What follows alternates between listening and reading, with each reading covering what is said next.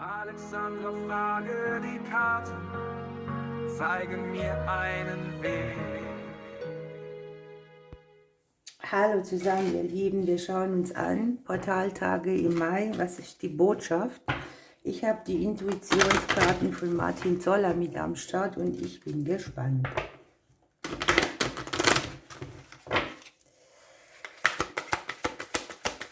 Die Portaltage im Mai, was ist die Botschaft fürs Kollektiv?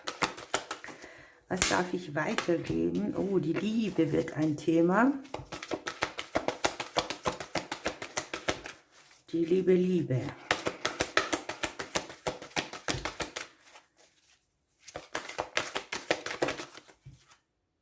Okay, wir haben hier etwas in unseren Herzensangelegenheiten im Thema Liebe, das wie Phönix aus der Asche aufsteht. Ja?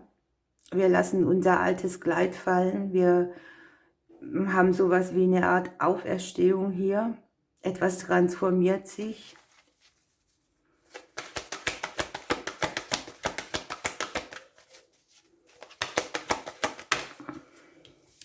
Wir haben das Element Luft dabei, bedeutet für mich auch, hier darf Leichtigkeit rein. Ja?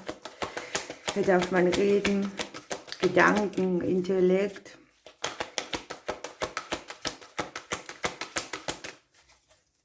Vielleicht kann man auch wieder besser durchatmen. Und wir dürfen hier mit positiven Nachrichten rechnen. Unten haben wir noch, und das finde ich jetzt sehr passend, für die Portaltage den Lebensplan. Hier geht es wirklich um etwas, was wir als Aufgabe haben, etwas, wo wir uns durchwurschteln dürfen, etwas, das jetzt das System wieder zum Leuchten bringt. Eine Kurskorrektur bei den Aufgaben, die man so hat. Erleichterung, etwas transformiert sich so, dass es viel leichter wird und dass man hier das Licht schon wieder durch die Bäume durchkommen sieht. Hier mit dem Lebensplan darf man auch schon ein bisschen seine Gaben und Talente und Visionen wieder einsetzen, die zu unserem Lebensplan gehören. Und man kommt so ein bisschen dem Lebensplan auch näher. Ne? Man versteht vielleicht mehr, man hat Einsichten, warum, was, wieso ist oder was man zur Verfügung hat, um sein Leben in, ja, ich sag mal, in lebenswerte Bahnen zu lenken. Hier gibt es sowas wie einen Abschluss, ne? Und das Alte ist verbrannt und der Phönix hebt sich aus der Asche hoch. Er guckt nicht zurück, er fliegt durch die Lüfte. Und ja, so sollen wir uns ja auch fühlen. Ich habe das wahnsinnig befreiende Gefühl, hier ploppt etwas auf, hier befreit sich etwas und wir dürfen mit absolut guten Nachrichten rechnen. Schauen wir ein bisschen weiter. Was kriege ich hier noch für die Portaltage im Mai? Uiuiui. Sind mir zu viele. Ich brauche eine.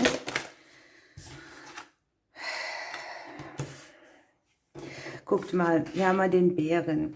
Es geht um die Liebe, es geht um Unabhängigkeit, es geht um Familienthemen, es geht darum, wo wir in allen Herzensangelegenheiten oder Liebesdingen hadern, mit der Vergangenheit rummachen. Hier geht es natürlich mit dem Lebensplan auch um Familienthemen und es geht darum, einen Kampf zu gewinnen, den man mit sich geführt hat in den Herzensangelegenheiten. Prägungen aus der Familie und so weiter inklusive. Ein Abschluss tatsächlich mit der Vergangenheit.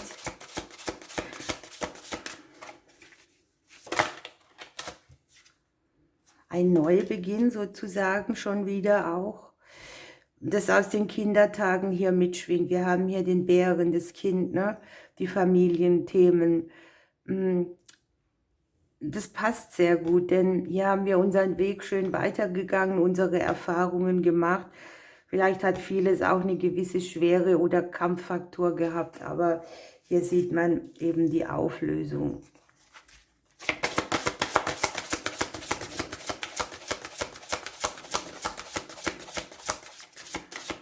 Man hat hier vielleicht auch viel nachgedacht über die Vergangenheit.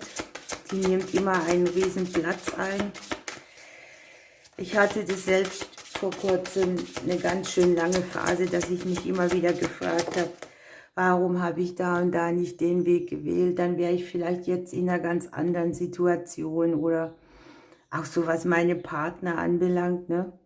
Ich hatte immer Menschen, die waren voll die Pfundskerle, also nicht körperlich, sondern von der Eigenschaft. Aber die hatten dann immer irgendwas, was mich derartig gestört hat. Zum Beispiel Tennissocken in Sandalen oder so. Und das war dann der Grund, warum ich mich nicht öffnen konnte. Und da habe ich schon oft drüber nachgedacht, was soll das, ne? Was hast du da gemacht und warum? Aber ich kann es ja nicht mehr ändern. Ich kann dem jetzt eine Bewegung geben. Die Erfahrung, die ich jetzt zum Beispiel mit diesem Thema gemacht habe, zum Beispiel, wir haben ja die Liebe, ne?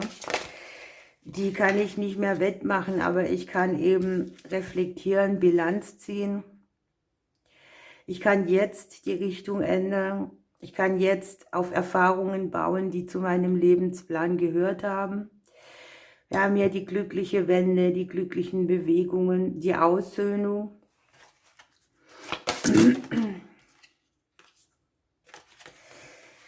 Für viele kann hier auch sein, dass sie sich irgendwie doppelt gebunden gefühlt haben, ne? So dass man so ein bisschen in der Vergangenheit rumpult und eigentlich schon im Jetzt was ganz anderes umsetzen möchte. Und hier spürt man so dieses Kaugummi-Ding, ne?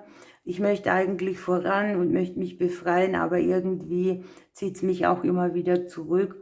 Hier ist Unruhe, hier ist so diese Situation des Genervtseins irgendwo, auch vielleicht auch von sich selber oder von Dingen, die man in der Vergangenheit nicht glücklich gewendet hat, ne? Hier kann einem auch eine ganz spezielle Person begegnen, die zum Lebensplan gehört. Die hat entweder gute Nachrichten oder gute Kommunikation mit ihm an Bord.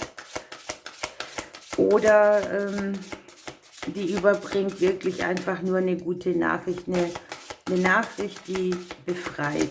Ja? Es geht mal wieder um uns selbst, um die Richtungen, die wir genommen haben, um das, was wir ausgesprochen oder kommuniziert haben. Hier sind auch Gespräche, die irgendwie Unruhe mitgebracht haben. Hier kann auch sowas sein wie, ne, wenn ich das Kind hier sehe und die Gespräche, was hat man als Kind alles angehört? Was wurde einem gesagt? Wie hat das Leben, die Welt zu sein?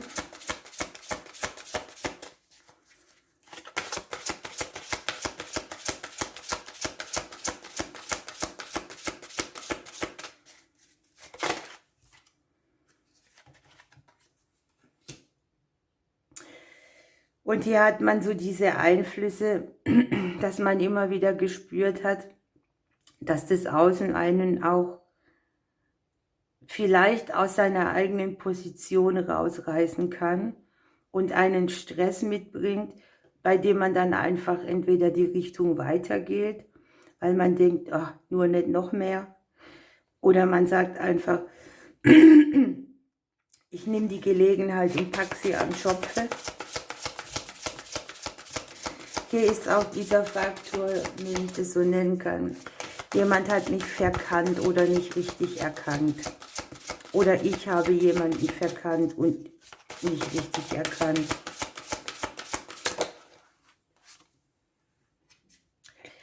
Man hat irgendwie der Hindernisse genug. Man hat ja auch Blockaden, die lange für Stress gesorgt haben.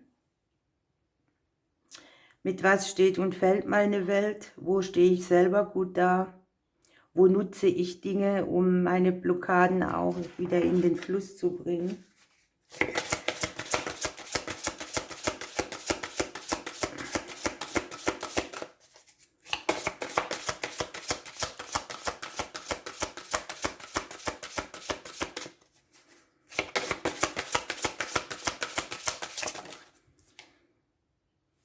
hier haben wir die Sterne als Auflösung. Hier kommt eine tiefe, krasse Klarheit. Hier wandelt sich etwas, das Magie und Glück mitbringt. Hier hat man eine große Lektion gelernt. Man hat wieder Visionen, man öffnet sich einem klaren Geist. Man greift nach den Sternen sozusagen und man nimmt sich das auch raus. Ja, unten haben wir jetzt hier die Liebe, hier das Gegenüber. Vielleicht auch die Verstrickungen, die einen immer wieder in den gleichen Hafen haben fahren lassen. Die Vergangenheit des Gegenübers, die wird ja auch mit angesprochen. Was ich jetzt gut finde, wir sprechen hier immer von Partnerschaften oder von Ex-Partnerschaften oder von Gegenübern. Hier kann diese Verwandlung des Phönix tatsächlich auch Liebe mitbringen. Eine Liebe, die genesenden Charakter hat, die resoniert mit der Erfahrung, die man bisher gemacht hat, überhaupt nicht mehr. Das ist jemand, der hat einfach gute Nachrichten und Leichtigkeit mit an Bord. Und vielleicht gehört es auch zu unserem Lebensplan zu gucken, wo kriege ich immer auch wieder ähnliche Partner her oder warum kommt die Leichtigkeit mit Partnerschaft nicht in mein Leben? Warum ist das immer so schwer? Ne? Schauen wir ein bisschen weiter, was kriegen wir hier zu den Portaltagen noch gesagt? Für den Mai, was darf ich weitergeben?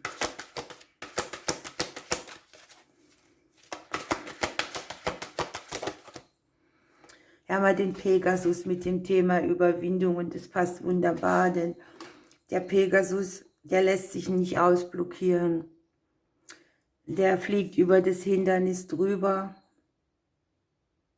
Der hat Leichtigkeit mit an Bord. Das ist keine sture Energie, ja, wo man immer wieder an die Grenze kommt, sondern es geht tatsächlich über die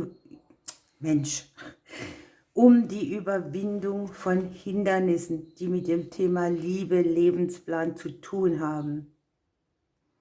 Hier zieht man auch Bilanz, hier guckt man aus einer anderen Ebene auf die Dinge.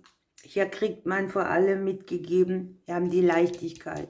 Auf der anderen Seite ist das Drama und das sind emotionale Spielchen. Ne? Und genau das ist das Pendant, auch in der Situation. Also, konzentrieren, die Schöpferkraft aufrechterhalten. Hier ist Vitalität, spirituelles Erwachen. Man ist irgendwie auf einer Pilgerfahrt und es wird hier Zeit, die schweren irdischen Lasten zu überwinden. Genau das ist hier die Möglichkeit, die der Phönix mitbringt. Und es geht um einen ganz tiefgreifenden Wandel, was mich hier jetzt auch nicht unbedingt verwundert. Wir schauen, welches Kraft hier noch mitkommt.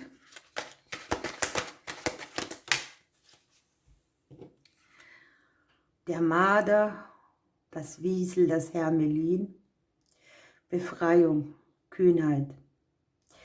Du kannst dich jetzt aus alten Situationen und Fesseln lösen und dein Glück neu schmieden. Öffne dich für Wunder. Passt unheimlich gut, ne? Fesseln, Verstrickungen, alles Mögliche aus der Vergangenheit, was so an einem haftet, kann hier befreit werden oder gesprengt. Man kehrt gereinigt an seine ursprüngliche Kraft zurück und man kriegt hier sehr viel Grüße von der Natur, aus dem Reich der Natur. Hier geht es darum, dass der Marder ja auch so die Kabel durchbeißt und so und deshalb steht er hier auch für das Verstrickungen wegnagen. Und der beißt die einfach durch, ne? Also das ist so ein einfaches Ding. Einmal reinbeißen ist das Ding futsch. Das hier bedeutet, das bringt die Leichtigkeit, ne? Das ist gar nicht so schwer. Und der weiße Hermelin zum Beispiel ist ein Glücksbote und kündet ungeahnten Reichtum an. Hier möchte Lebenskraft befreit werden und fließen. Hier darf man sich auf sich selbst verlassen. Und wir werden hier trotz Auf und Ab des Lebens das Ding machen, alles meistern. Und wir sind in der Lage, hier extrem über uns hinaus zu wachsen. Hier, wir fliegen hoch, ne? Wir haben nicht dieses Gebundene, wo man so rumirrt und den Weg nicht findet. Und die positiven Veränderungen, die hier zu erwarten sind, können sehr, sehr schnell eintreten. Mein lieber Scholli, ne? Ich wünsche uns allen, dass das gelingt. Für das Kollektiv hier vorgesehen ist sehr wichtig, denn wenn ich mich angefesselt fühle oder angekappt an irgendwas, dann kann ich mich nicht frei bewegen. Ich kann keine Entscheidungen treffen, ich kann nicht vorwärts gehen. Ich habe die Macht, nicht mich zu befreien, und hier liegt genau das. Ihr Lieben, ich wünsche euch einen ganz schönen 1. Mai noch und wunderbare Portaltage im Mai. Danke fürs Zuhören und für euer Dasein. Ich drücke euch, bis bald.